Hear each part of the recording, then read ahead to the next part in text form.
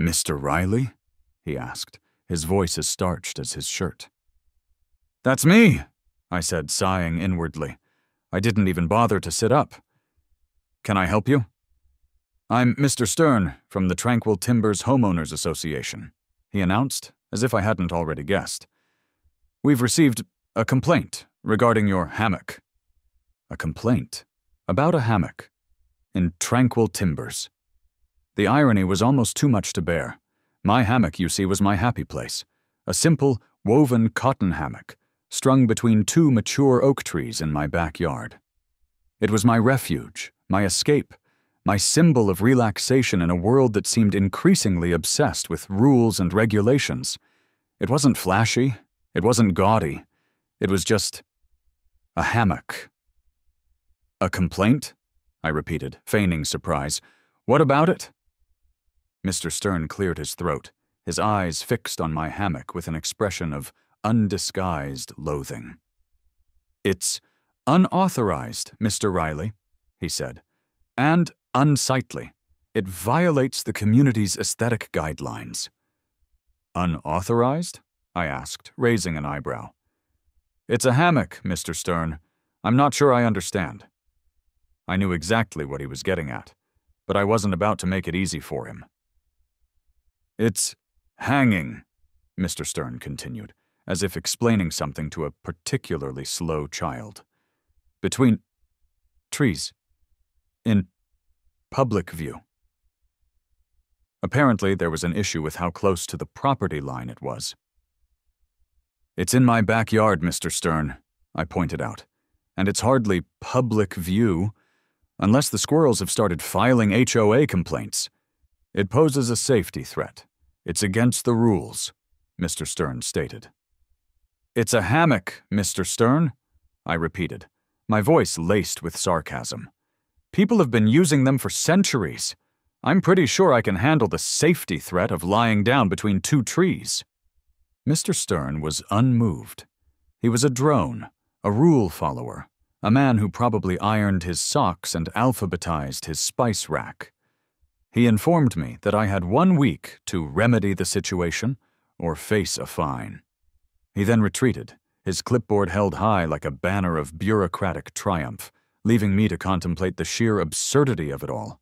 An HOA violation for a hammock. It was war.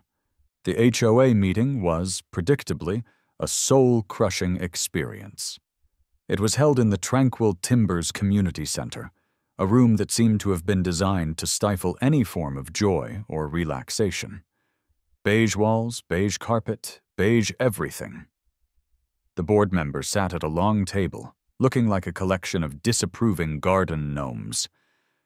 And presiding over them all was Beatrice Busybody, the president of the Tranquil Timbers HOA and the self-proclaimed guardian of all things orderly and productive.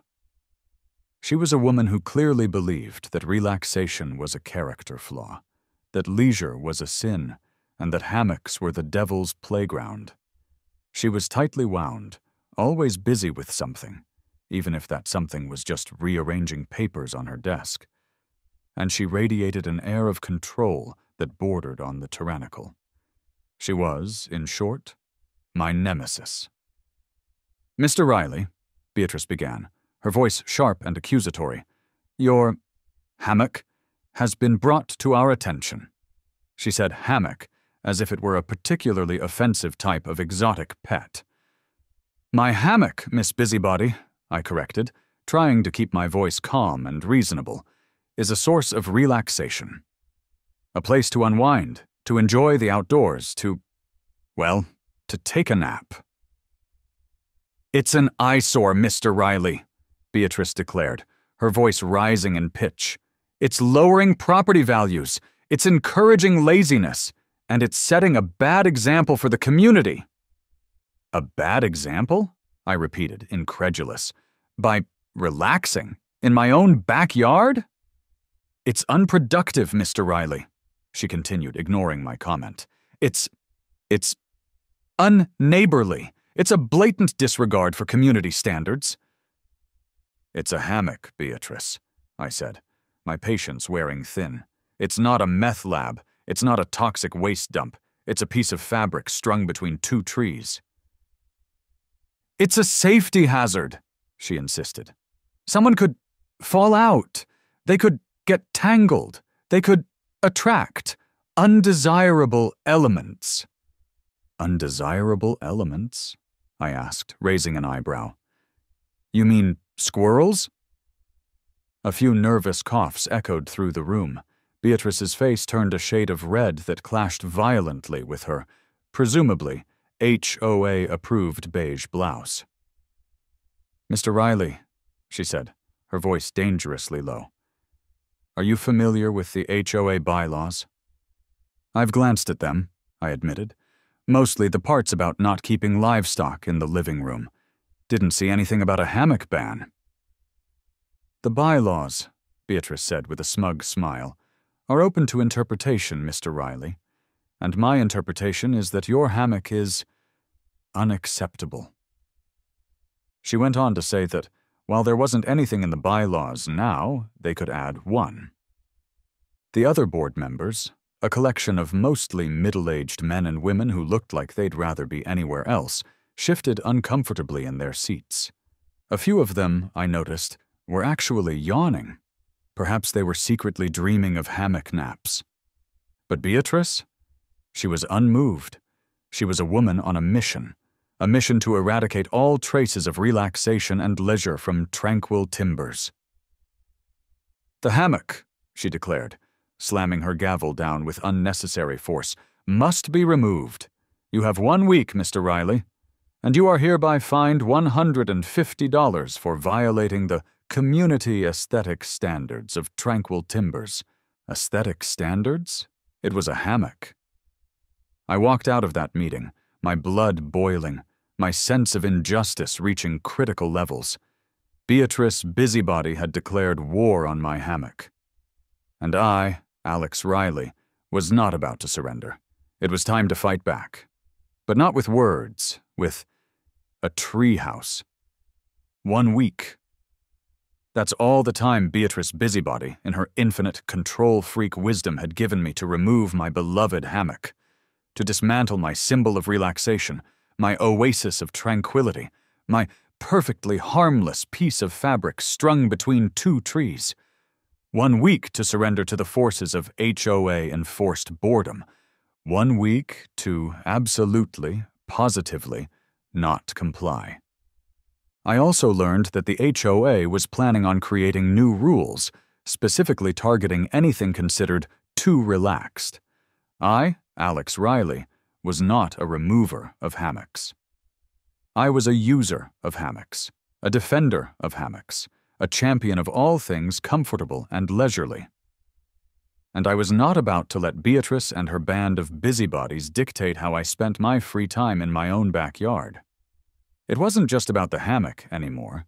It was about principle. It was about freedom. It was about the right to, well, to relax. My internal monologue was a delightful mix of outrage, determination, and a growing amusement at the sheer absurdity of the situation. They want to take away my hammock? I muttered to myself, pacing my living room. Fine, let them try, but they're going to have to deal with the consequences. I needed a plan, a strategy, a way to fight back, to defend my hammock-related rights, to make Beatrice Busybody's head explode. And to do that, I needed information. My first stop, naturally, was the internet. I researched HOA power, property rights, and, most importantly, tree houses, because somewhere in the midst of my righteous indignation, a seed of an idea had been planted. A crazy idea. A glorious idea. A treehouse-sized idea. I also, of course, revisited the Tranquil Timbers HOA bylaws. That ridiculously long, incredibly detailed, and utterly soul-crushing document held the key to my victory. I knew it. I just had to find it. I spent hours poring over the pages, searching for a loophole, a weakness, a glimmer of hope. I focused on the sections about structures, landscaping, and tree maintenance. And then I found it. It was in the section on temporary structures and attachments. There were restrictions on temporary structures like tents, sheds, and, well, anything that wasn't permanently attached to the ground. There were also rules about ground-level attachments to trees, prohibiting anything that could damage the trees or obstruct views. But, and this was the crucial part, there was nothing, not a single word, about platforms or structures built within the tree canopy, as long as they didn't harm the trees themselves. There was the usual vague clause about maintaining the natural beauty of the landscape. But that was subjective, open to interpretation, and, I suspected, easily defensible. "Natural beauty," I muttered, a slow smile spreading across my face. "Oh, I'll show them natural beauty." The seed of an idea, that crazy, glorious treehouse-sized idea, was starting to sprout. Operation Treetop Tranquility was born. My plan was simple in its audacity. I wouldn't just defend my hammock, I'd enhance it. I'd transform it. I'd build something so spectacular, so over-the-top, so utterly un-Beatrice busybody-approved that it would make her head spin. I wouldn't build a treehouse, I'd build a treehouse lounge. It would be a multi-level masterpiece, built around the 2 oak trees that supported my hammock. It would incorporate the hammock as a central feature, of course, but it would also include multiple platforms connected by stairs and walkways. There would be comfortable seating areas, perfect for reading, napping, or just enjoying the view. There would be a bar area, stocked with my favorite beverages. Maybe even a small library, filled with books about nature, relaxation, and, of course, defying HOAs. It would be a haven, a retreat, a sanctuary of leisure, high above the petty concerns of the HOA. And I would argue, with a perfectly straight face, that it was a permanent structure built within the tree canopy, not a temporary structure or a ground-level attachment, and therefore perfectly compliant with the bylaws. I could already picture Beatrice's reaction, the sputtering outrage, the vein throbbing in her forehead, the inevitable meltdown. It was a beautiful image. I knew it was ridiculous. I knew it was probably going to be expensive, but I didn't care. This wasn't just about a hammock anymore. It was about freedom. It was about the right to relax. It was about, well, it was mostly about getting back at Beatrice Busybody. And that, I decided, was a cause worth fighting for. Before any construction could begin, I needed the city's approval. I marched into City Hall, my head held high. After a few hours and many confused looks, I walked out, permit in hand. My first step was finding someone to build this vision. I needed a carpenter, a treehouse specialist, someone who wouldn't look at me like I'd completely lost my mind when I explained my plan. I found him online. His name was Mark, and his website showcased an impressive portfolio of custom-built treehouses, ranging from simple platforms to elaborate, multi-story structures. He was clearly the man for the job. "So, let me get this straight," Mark said, looking over my rather detailed sketches of the proposed treehouse lounge. "You want a treehouse, but not just any treehouse, a multi-level treehouse, with a hammock, and a bar, and a library?" "Exactly," I said, nodding enthusiastically. "Think, Swiss Family Robinson meets luxury resort. Think, arboreal oasis. Think, the ultimate HOA defiance." Mark stared at me for a moment, then burst out laughing. "You're serious?" "Dead serious," I said. "I have a situation with my HOA, and this is my solution." I briefly recounted the saga of the hammock, the fine Beatrice busybody, and my burning desire for a little bit of treetop-based revenge. "Mr. Riley," Mark said, wiping a tear from his eye, "you are my new hero. I'm in. This is going to be the most epic treehouse ever built. But are you sure about this? It's a bit much." Much is exactly what I'm going for, I said. I want it to be unforgettable. I want it to be unmistakable. I want it to be the most glorious, luxurious, HOA-defying treehouse the world has ever seen. And so, construction began. The first step was assessing the trees. Thankfully, my 2 oak trees were sturdy, healthy, and perfectly positioned to support the structure. Mark and his crew carefully planned the layout, ensuring that the treehouse would be built around the trees without harming them in any way. Then came the platforms. Multiple platforms, at different levels, connected by stairs and walkways. It was like watching a giant, 3-dimensional puzzle being assembled, a wooden labyrinth in the sky. The hammock, of course, was given a place of honor, suspended between 2 of the main platforms, overlooking my, and more importantly, Beatrice's, yard. Then came the details. Comfortable seating areas with plush cushions and weather-resistant fabrics. A small, custom-built bar stocked with my favorite beverages. A bookshelf filled with my favorite books. Even a small, solar-powered sound system for playing relaxing music. At a reasonable volume, of course. Mostly. The construction process was, as expected, a spectacle. Neighbors gathered on their lawns, watching the treehouse rise, their expressions a mixture of shock, amusement, envy, and the inevitable question, what on earth is that man doing? My internal monologue was a constant stream of triumphant pronouncements and giddy anticipation. "Take that, Beatrice Busybody," I'd mutter to myself as another platform was hoisted into place. "Enjoy your community standards now."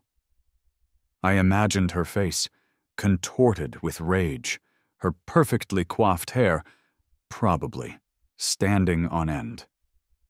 It was a beautiful thought. There was, of course, a brief visit from an HOA representative. Not Beatrice, thankfully. She was probably still recovering from the shock of seeing the construction trucks arrive. "Mr. Riley?" he said, looking up at the rapidly expanding treehouse, his voice a mixture of confusion and apprehension. "We've received some concerns about this project." "Concerns?" I repeated, feigning innocence. "What kind of concerns?" "Well," he said, stammering slightly, "it's rather large and unusual." "It's a permanent structure within the tree canopy," I corrected, with a perfectly straight face. "And, as you can see," I added, pulling out a copy of my building permits and the relevant HOA bylaws, both of which I now carried with me at all times, "it's perfectly compliant, all permits approved, all regulations followed." He looked at the documents, then at the treehouse, then back at me. He clearly had no idea what to do. He mumbled something about reviewing the situation and retreated, looking utterly defeated. I, Alex Riley, had once again outmaneuvered the HOA, and my treehouse lounge, my monument to relaxation and HOA defiance, was nearing completion. The anticipation was almost unbearable. The neighborhood was buzzing, and I, for one, couldn't wait to see the final result. And even more importantly, I couldn't wait to see Beatrice's reaction. The completion of my treetop tranquility, as I'd officially, and with a heavy dose of irony, named my treehouse lounge, was a moment I'll never forget. It stood there, nestled amongst the branches of my 2 oak trees, a multi-level masterpiece of carpentry and defiance. It was far more elaborate, far more visible, and far more, well, treehousey than my simple hammock had ever been. And it was glorious. And, of course, Beatrice Busybody arrived within the hour. She didn't even bother with the pretense of civility this time.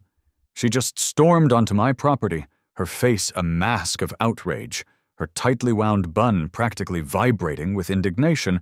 "What?"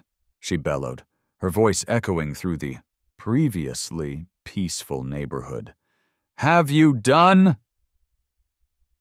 I emerged from the treehouse, descending the newly constructed staircase with a calm, almost regal air, a glass of lemonade in hand. "Good afternoon, Beatrice," I said, my voice smooth and even. "You're admiring my treetop relaxation platform, I presume?" "Relaxation platform?" she shrieked, pointing a trembling finger at the multi-level structure. This is preposterous! It's a tree mansion! You've turned your backyard into a child's fantasy." "It's a treehouse, Beatrice," I corrected, with a perfectly straight face. "And, as you can see, it's perfectly compliant with the old HOA bylaws. Remember that clause about temporary structures and ground-level attachments? Well, this is a permanent structure built within the tree canopy, therefore not subject to those restrictions." But, it's a treehouse," she repeated, as if I hadn't heard her the first time. It's huge, it's unnecessary. It's completely out of character with the neighborhood." "It's integrated with nature, Beatrice," I countered with a shrug. "And I might add, my hammock is still there, see?" I gestured towards the hammock, now nestled comfortably on one of the lower platforms, a symbol of my original, and now vastly expanded, relaxation zone. I've simply enhanced my relaxation options, and for your information, it has some wonderful features. I proceeded to give her a tour, highlighting the various platforms, the comfortable seating areas, the fully stocked bar, and even the small library filled with books on nature and, of course, defying authority. I even demonstrated the zip line, which, admittedly, was more for my own amusement than anything else. Beatrice's reaction was predictable. She sputtered, she stammered, she shook her fist, she threatened. But mostly, she just looked utterly defeated. The sheer scale of the treehouse, the blatant, yet technically legal, defiance of my actions had broken her. This will not stand," she finally managed to choke out, her voice hoarse. I'll have this thing removed, you'll see." She turned and stomped off, her perfectly pressed pantsuit looking distinctly wrinkled, her aura of control completely shattered. The emergency HOA meeting, Part 2, the treetop tussle, was, if possible, even more chaotic than the previous ones. Beatrice, looking like she'd aged another 20 years in the past few weeks, presented her case with the fervor of a medieval witch hunter. The HOA changed to rules to apply to tree houses. This tree mansion," she declared, her voice shaking with emotion, "is an affront to everything Tranquil Timbers stands for. It's a safety hazard. It's an eyesore. It's encouraging laziness." She'd even brought in a so-called arborist, a guy who looked suspiciously like her second cousin, wearing a hard hat that was clearly too big for his head, who testified about the dangers of building structures in trees and the potential for damage to the local ecosystem. It was all nonsense, of course, and I could tell even some of the board members were starting to roll their eyes. Then it was my turn. "Miss Busybody," I began, addressing the board with a calm, reasonable demeanor that was, of course, completely fake, "seems to be under the impression that I've somehow violated the HOA bylaws. I assure you, before construction I had not." I presented my defense, meticulously and methodically. I cited the previous bylaws, the ones in effect when I'd started my project, highlighting the fact that there were no restrictions on structures built within the tree canopy. I presented evidence of the treehouse's structural integrity, its compliance with all building codes, and its careful construction around the existing trees. I'd even hired a real arborist to consult on the project.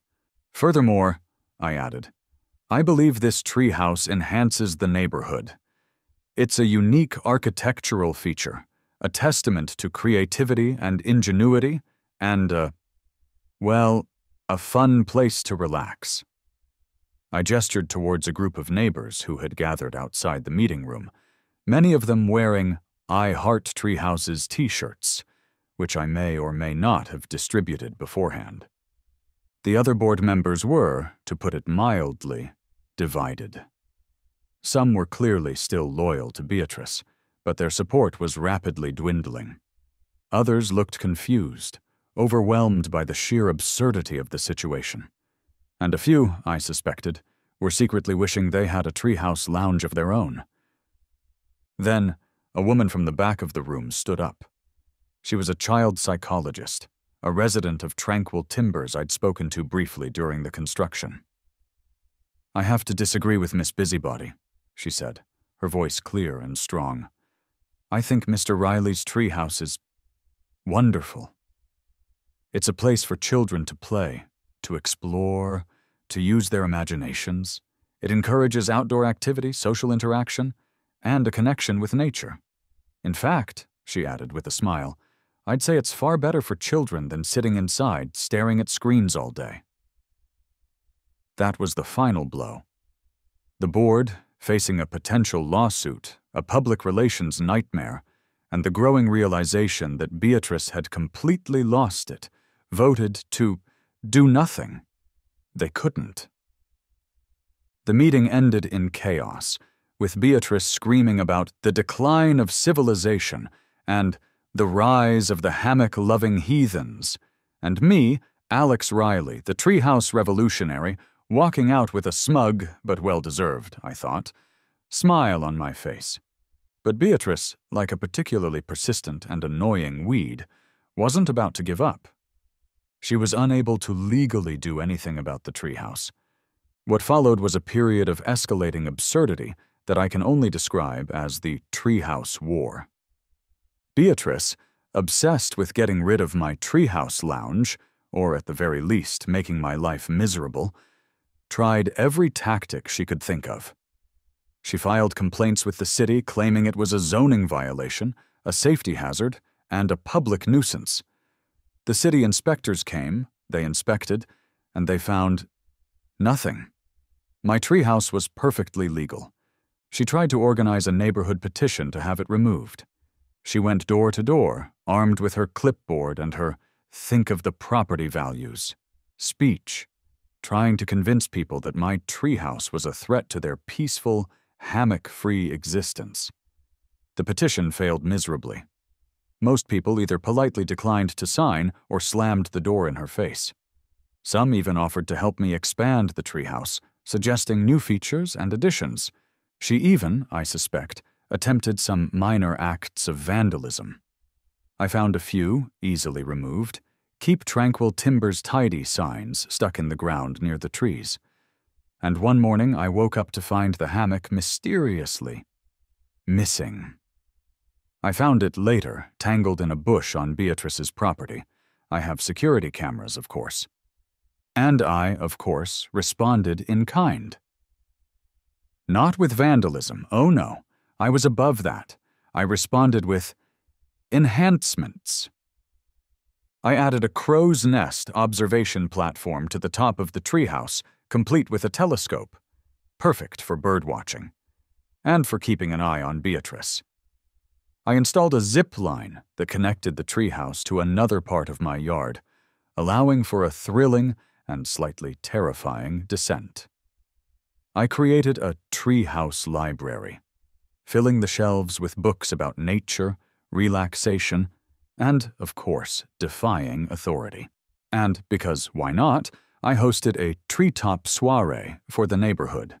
I invited all the residents, except Beatrice, naturally, put up decorations, fairy lights, lanterns, and even a few fake owls, and served refreshments, including treetop tea and hammock-shaped cookies. The local news showed up, filming a segment about the ongoing feud between a homeowner and his HOA and the treehouse that's taking the neighborhood by storm. I even started selling tickets. It was a glorious, ridiculous, utterly over-the-top spectacle.